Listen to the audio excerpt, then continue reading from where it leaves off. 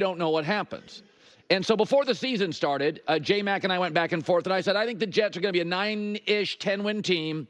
I think they'll be in the playoff race with Miami for that wild card spot. Buffalo's going to win the division, and they're already in first place. I said they'll be in that wild card spot until week 16, 17, 18, and that's what I thought. And so last night's game in August looked like we thought it would look in August. Aaron at home against the terrible Patriots team. But when New England beat Cincinnati, I'm sitting there thinking, hey, and New England's got a bite. They're terrible. Bill Belichick left Gerard Mayo a mess. New England is talentless on offense. So, and nothing personal, but Aaron, yes, he's going to beat talentless teams at home against a talentless New England team on a short week with a rookie head coach. So here's what the Jets are. They got crushed by a really good team. They crushed a really bad team. And they had a real tug of war on the road against an average team. That's what they are. But we know that Aaron is at his best when he's comfortable and playing with a lead at home, decent protection. He was comfortable last night. Again, at home, playing a bad team on a short week, had to go on the road.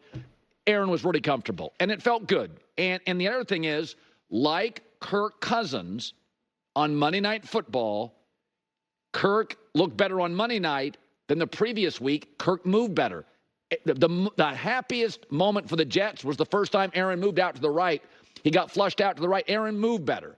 So that is a really good feeling for the Jets, because in the postseason, if you get there, late in the season, postseason, January football, you got to extend plays. You got to make plays off script. That's what Mahomes is doing. Hurts is doing.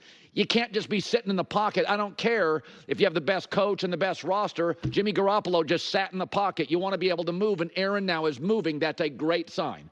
So if you extrapolate Aaron's numbers, if you take his first 3 games and you extrapolate him over the season, now the schedule gets tougher. He's got to face Josh Allen twice. Tua will be back. Got to face him twice late. Kyler Murray, Trevor Lawrence. He's got to face much better quarterbacks. And you cross your fingers on Garrett Wilson's health, because if he's gone, it's not the same offense. But if you project Aaron's numbers, this is what they would look like at the end of the year.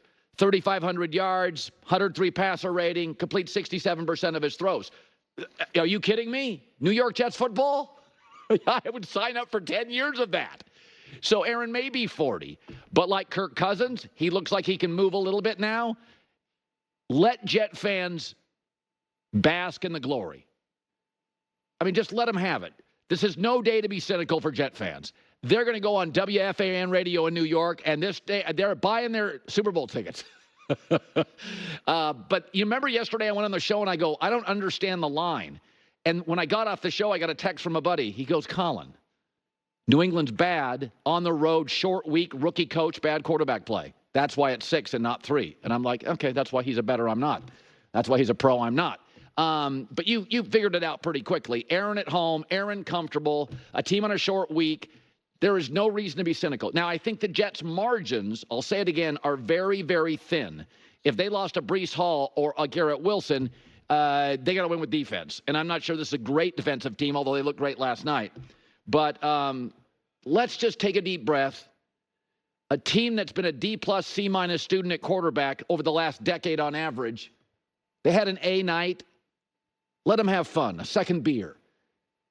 Let Fireman Ed scream and yell, and they don't get these very often. The Jets don't look good at quarterback very often. So when they get it like last night, yeah, I know it's New England. Yeah, I know we all thought New England would be the worst team in the league. When they beat Cincinnati, we went, they're the worst team in the league. Here's a happy Aaron Rodgers on a nice win. He looked good. New York's happy. New York football hasn't been good Giants-Jets in years. Here's Aaron.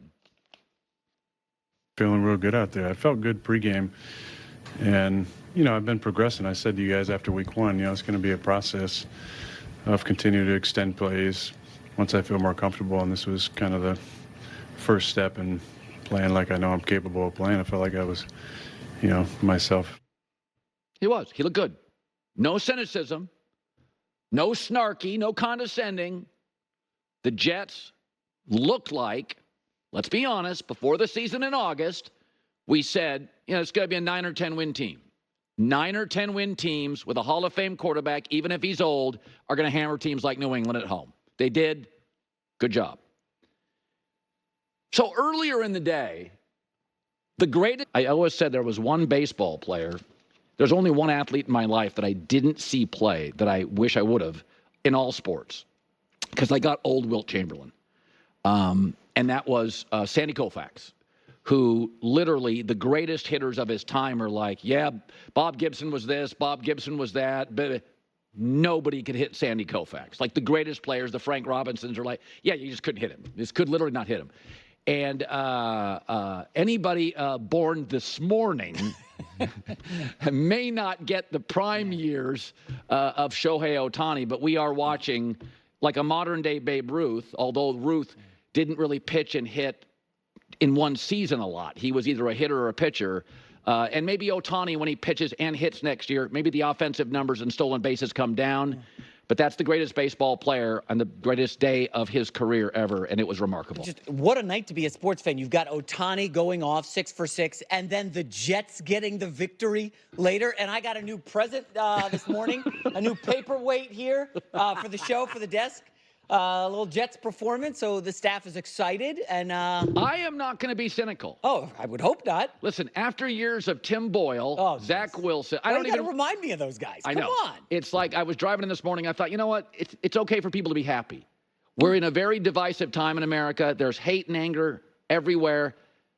Let's celebrate what the Jets did. Yeah. It was a great day. Again on something. There was a moment last night, second quarter, when Aaron Rodgers and Robert Saleh had a really weird moment on the sidelines where Aaron was obviously perturbed with Robert Saleh when he came for the push. And I'm going to defend Aaron Rodgers here. Saleh, for my money, is too rah-rah. I like players to show emotion and position coaches to show emotion because they're the most closely associated with players. But the further you go up the coaching rung, I want a grown-up. I need poise. I need composed. I'll give you an example. Jay Wright, Villanova. They're facing North Carolina in the national championship game, and a shot goes through for Villanova. Do you remember Jay Wright's reaction? Jay Wright, as good as any basketball coach collegiately in the last 5-10 years, that's how you act. In the natty, in the moment, circumstance and situation, you should remain resolute. By the way, remember the Andy Reid, Travis Kelce situation at the Super Bowl? You know why that didn't blow up? Do you know why that was diffused? Can you imagine if you did that to Robert Saleh? It was diffused because of Andy Reid's temperament. He just let it slide. Saleh is not a position coach. Aaron Rodgers was right. It was the second quarter. It was against awful New England. It's week 3. Remember the Super Bowl. Bill Belichick, Pete Carroll. New England had controlled the game, and here came Russell Wilson, a big completion down the sideline. Literally was going to change the Super Bowl. Seattle was done. And Belichick on the sidelines just sat there and let the Seahawks burn a timeout. He wanted them. He wanted Seattle to overreact. His team was prepared. Kyle Shanahan looks like a cool poker player. You don't know if he's winning or losing. And again, I'm not against a fist pump. I'm not against some energy. But save that for position coaches, players, even coordinators. Dude, unless it's the other coordinator's job, you can take the headset off and fist pump it. But to me, Saleh sometimes is too rah-rah. You got to separate from that stuff. The Belichicks, the Jay Wrights, the Andy Reids. Bark at officials. That's when Belichick uses his energy.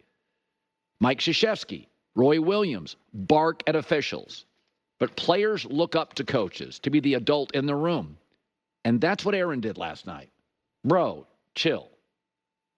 Second quarter, New England, at home. Chill. Here's Aaron after. He's not a big hugger, usually, so I didn't know he was going for the hug. He likes to do the two-hand chest push as well. So, but he talks a lot about 2-score leads. Yeah, again, it's not the end of the world, but it was on social media a thing last night for a couple of hours. And my take is, Aaron's right. Like, chill out, dude. It's no hugs. It's New England. It's home. We're leading. It's week 3. It's second quarter. We just struggled. We just got blown out by San Francisco and struggled to beat Will Levis. This is our job to do this. This is what we do. I'm paid to beat New England at home on a short week. That's what I'm paid to do. Don't celebrate a fundamental part of your job. Hammer, nail for a construction worker. You're paid to do that. Talk on the microphone. I'm paid to do that. We don't pump fists after a good segment. Like Aaron's right here. J-Mac with the news. No. Turn on the news. This is the Herdline News. Slight disagreement. Can I just read you Robert Saleh's coaching seasons with the Jets? 4-13, 7-10, 7-10. The guy's excited. He can feel it. He can sense his team is starting to come around. Let him show emotion. You love it when after you do a segment, we go to commercial, I'm like, that was strong, Cowherd. I see you grinning.